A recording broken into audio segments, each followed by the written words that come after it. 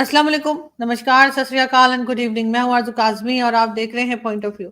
हमारे साथ हैं जी डॉक्टर इश्तियाक अहमद साहब। बहुत शुक्रिया सर कि आज आप आए हैं। Thank you so much. बड़ी मेहरबानी इनवाइट करने की आरज़ू, बड़ी सर मेहरबानी है।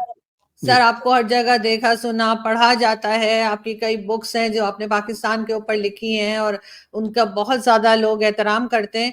मगर सर ये पाकिस्तान में ये होता क्या है? हम बार बार ब्लास्फेमी लॉ के ऊपर जो है लोगों की जाने जा रही हैं, उन्हें मारा पीटा जा रहा है। कल भी सरगोदा में वाकया हुआ है और नजीर मसीह करके कोई क्रिश्चियन है, उनके ऊपर अटैक किया गया और बुरी तरह से उनकी शॉप को भी जला दिया गया। अब इस वक्त पाकिस्तान में जो भी माइनॉरिटी के लोग हैं, चाहे जिस रिलीजन के भी हों, डरे सहमे रहते हैं कब कौन इल्जाम लगा दे। हमने इस किस्म की चीजें भी देखी कि सोशल मीडिया के ऊपर लोगों ने कई लोगों का नाम लेकर और ये कह करके जी ये ब्लास्फेमी कर रहे हैं करके, और उनको टैग किया गया। उन लोगों को बाकायदा पीटीए में टैग किया गया और इस तरह के इल्जाम लगाते हुए लोग सोचते भी नहीं है कि किसी की जान जा सकती है। इतने बेहिस किस्म के पाकिस्तानी क्यों हैं? बात ये है कि ये कानून जो है उसके आने के बाद अ, मॉब मॉब तो पहले ही पाकिस्तान जब बना था तो इन्होंने मॉब और ये इस किस्म की जो है वो जुनूनी सोच जो है वो आम कर दी हुई थी। पाकिस्तान का नारा क्या ला इलाहा इल्लल्लाह और इस किस्म के एक्सट्रीमिस्ट नारे उस ज़माने में भी लगे हैं। लेकिन तब तक अंग्रेज़ की अभी हुकूमत थी, तो सबको डर भी था कि ये ज़्यादा अगर हमने कुछ किया तो अंदर हो जाएँगे। उसके बाद शुरू के सालों में पाकिस्तान में वही कल्चर जो एक लिबरल कल्चर अंग्रेज़ों ने पैदा किया था, वो एक हद तक कायम रहा। जैसे-जैसे वक़्त बढ़ता गया इनकी इस्लामिज़्म जो है, वो ज़्यादा से ज़्यादा हावी होती गई। मुझे कोई परसों मैं एक पैनल डिस्कशन में था, वहाँ पता लगा कि पहली जो हमारी हिस्टोरिकल कॉन्फ्रेंस हुई है, जो हिस्टोरियंस हमारे हैं, 1949 में, उसके अंदर जो मौक़िफ़ लिया गया, उसमें कोई आज़ादी के अंदर मुसलमानों का जो हिस्सा है, उसका कोई ज़िक्र नहीं था। सिर्फ़ ये कि हमने हिंदुओं से अलग होके अपना मुल्क बना लिया है। तो ये रूट्स ज़ियाउल हक से तो एक और एक घिनौनी शक्ल में आए हैं, लेकिन ये सारी चीज़ें पहले एग्ज़िस्ट करती थीं।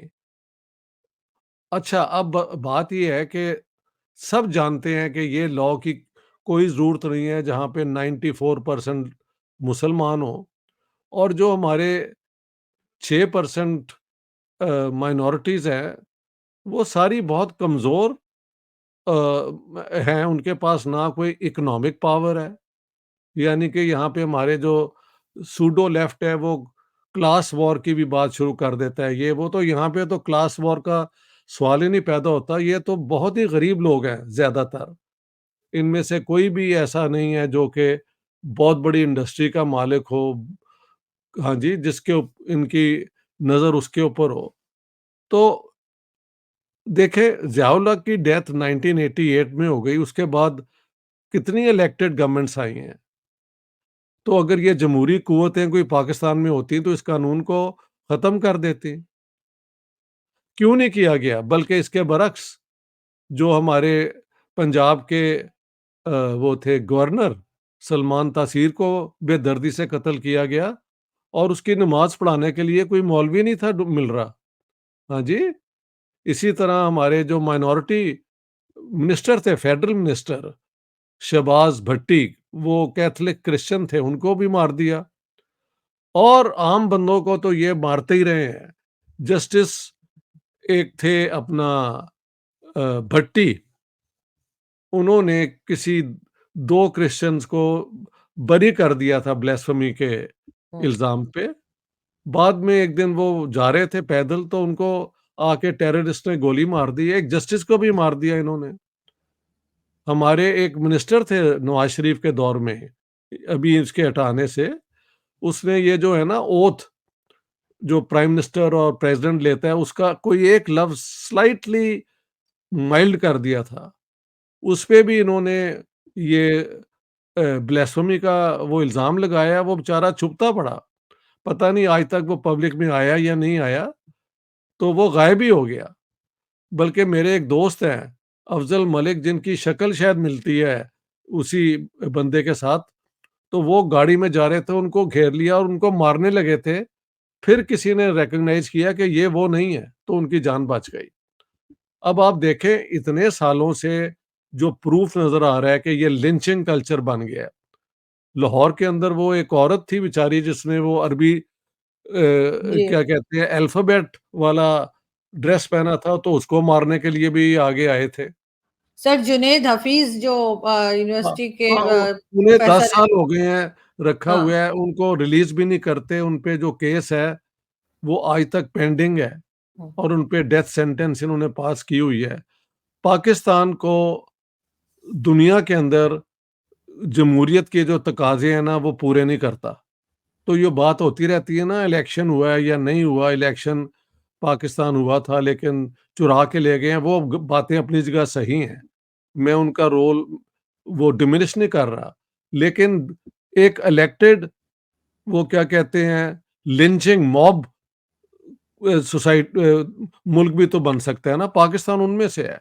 मेरे ख्याल से ये तहरीक लबैक जो है, इंटरनेशनली जब तक इसको बैन नहीं किया जाएगा, जैसे वो है लश्कर तैयबा और वो जो दूसरा मौलवी है उस वाली तंजीम, जब तक ये जी। नहीं किया जाएगा, इन पे कोई लगाम नहीं है।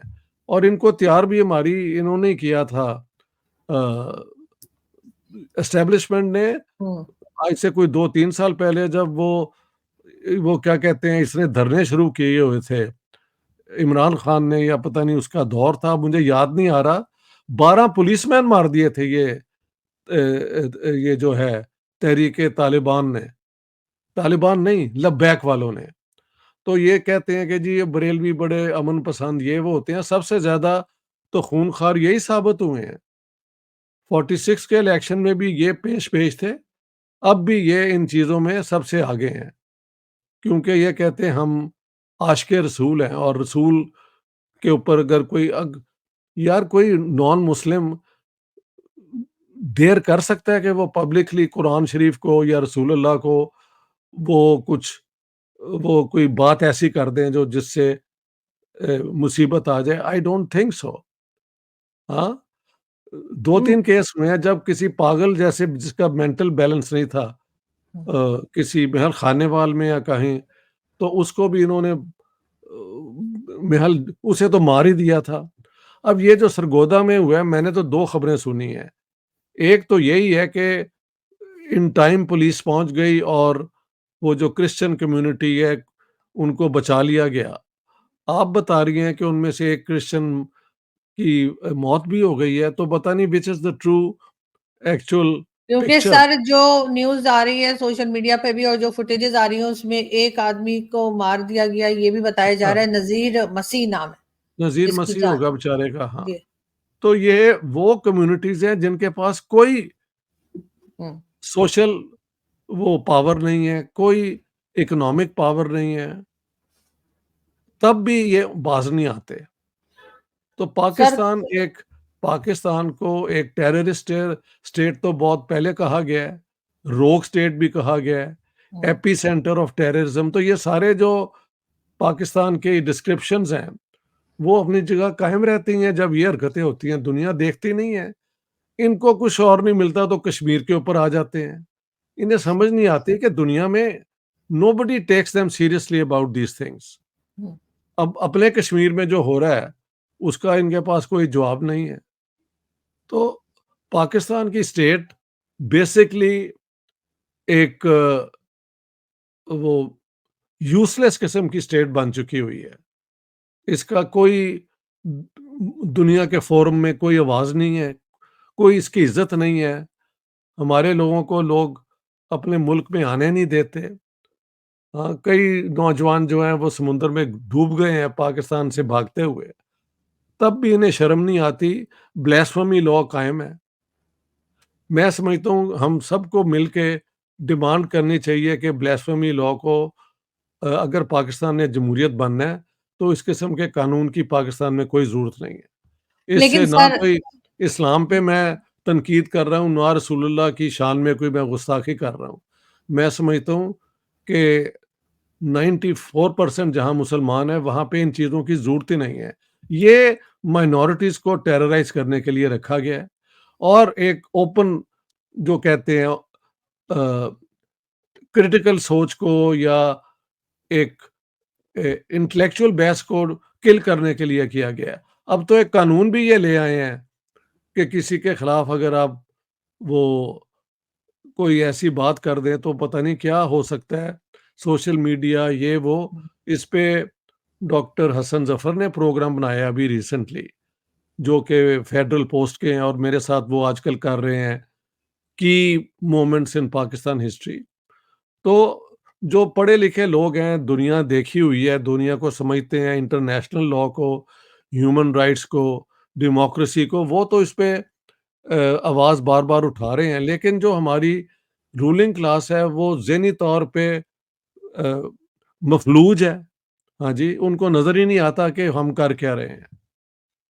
मगर सर ब्लास्फेमी लॉ को हटाना तो खैर चाहिए, पाकिस्तान में नहीं होना चाहिए, किसी जगह दुनिया में नहीं है, किसी इस्लामिक कंट्री में। यहाँ इन्होंने जो है वो लाइसेंस टू किल करके, मैं समझती लाइसेंस हूँ टू कि किल ये कर दिए। इट्स अ बिल्कुल लाइसेंस बना टू रखा किल। है, जी, एग्जैक्टली जी, exactly. जी, जी। लेकिन सर पाकिस्तान में सिर्फ टीएलपी या इस किस्म के ग्रुप्स तो नहीं है ना, जो आप आम लोगों के साथ आप बात करते हैं, आम लोग जो कभी मीडिया के हैं, मीडिया से बाहर हैं, या किसी भी फील्ड में काम कर रहे हैं, नहीं भी कर रहे, उनके दिमागों में भी यही चीज है कि वो समझते हैं कि जी अगर किसी ने कुछ भी कह दिया, चाहे उनकी समझ में आए ना आए कि उन्होंने क्या बात की है, वो समझते हैं कि जी इनके ऊपर ब्लास्फेमी के इल्जामात वो लगाते हैं, सोशल मीडिया पे टैग करते हैं लोगों को, और उसके बाद कहते हैं कि जी इनको देखा जाए, इनको पकड़ा जाए, और इस किस्म की बातें करते हैं। आपको कुछ पता नहीं कि कल को यही लोग कोई सुसाइडर निकल आए जो इनको इनको कोई सपोर्ट कर रहे पता होते नहीं हैं, इनका। जो बिल्कुल, ने बिल्कुल। सपोर्ट कर रहे होते हैं इनकी बातों को, वो भी मैं कहती हूँ कि अपनी एहतियात रखें, इसलिए कि कोई पता नहीं कि कल को ये आपके ऊपर ही पड़ जाए। तो ऐसे ही। ये जो माइंडसेट है सर, ये कैसे जी। चेंज होगा? ये मतलब ये बहुत से लोगों का खैर नहीं हो सकता चेंज, वो उस एज से निकल गए हैं या उतने पक्के हो गए उसमें कि वो ने थोड़ी देर वो नॉर्मल बात करते हैं, उसके बाद एकदम से वो ट्रैक चेंज करके और वो रिलीजन पे चले जाते हैं कि जी चले ये जाते हुआ तो वो हुआ, तो मैंने रोजे सही रखे, मैंने रोजे गलत रखे, मैंने नमाज सही पढ़ी, मेरे घर में मूर्ति है, मैं बिंदी लगाती हूँ, मैं ये करती हूँ, मेरे घर में नमाज नहीं हो सकती, इस किस्म की चीजें ये लोग बहुत बोलते हैं। तो हाँ, ये उस ग्रुप से भी बिलोंग नहीं करते, फिर भी इनके माइंडसेट ऐसे। ये क्या प्रॉब्लम है पाकिस्तान में? अब ये प्रॉब्लम जो है ये वाक़ई ये आम सोसाइटी का हिस्सा बन चुका हुआ है हम्म। और इसका क्या हो सकता है इलाज? क्या कर सकते हैं? ये कोई समझ तो मुझे नहीं आती। कानून सबसे पहले तो कानून बदलो ना। जब तक ये कानून होगा तो एक एनकरेजमेंट भी होगी। हाँ जी, सबसे पहले ब्लास्फेमी लॉ शुड गो। बाद में सोसाइटी के अंदर ये चेंजेस कब आएँगे, कैसे आएँगे, नहीं आएँगे, वो एक आई थिंक लॉन्ग शॉट वाली बात है कि उसमें हमें क्या करना चाहिए। पाकिस्तान की तो जो इमीडिएट पीरियड की समझ नहीं आती, तो दूर की बात हम क्या करें कि कल को क्या होगा? एक दिन ये मुल्क या तो टूट जाएगा या ये मुल्क जिस तरह एक स्लो मोशन फैशिज़्म की तरफ हरकत होता है ये, तो और भी लोगों को ये पकड़ लेंगे, मार देंगे। जो पढ़े-लिखे लोग रह गए हैं पाकिस्तान में, वो भी वहाँ से भाग जाएँगे और ये एक नफ़रत का वो बन जाएगा सोसाइटी, जो अभी तक ऑलरेडी है भी। हाँ जी। सर मेरी अ, तो कई पढ़े लिखे लोगों से बात हुई जो अपने आप को बड़ा इंटेलेक्चुअल समझते हैं, खुद समझते हैं, चाहे कोई कहे ना कहे, लेकिन वो समझते हैं और अपने आप को पढ़ा लिखा बताते हैं, लेकिन जब आप उनसे बात करें तो आपको उनके अंदर का जिहादी नजर आता है, आपको पता लगता है हाँ, कि ये कितने ज्यादा किसी दूसरे रिलीजन से नफरत करते हैं, ये कितने ज्यादा हर चीज में समझते हैं कि बस इन्हीं को इस्लाम आता है और किसी को नहीं आता, बाकी सबको मार देना चाहिए, बाकी सबको बंद कर देना चाहिए। ये माइंडसेट जो है, जैसे वो किसी वो नहीं कह रही मैं कि कोई मुल्ला है या कोई उधर से हाँ, नहीं, उस नहीं, ग्रुप के आम लोग जो आपके साथ बैठ के बात कर रहे होते हैं, मिलना जुलना हो, शोज कर रहे हो, कुछ कर रहे हो, वो वो भी उनके ऐसी अंदर बातें ये करते हैं। जुनूनियत उनके अंदर दिखाई देती ये है। जुनूनियत है। अब इसका कोई इलाज नहीं है। ये जुनूनियत ट्रेजिकली अब हिंदुस्तान में भी है।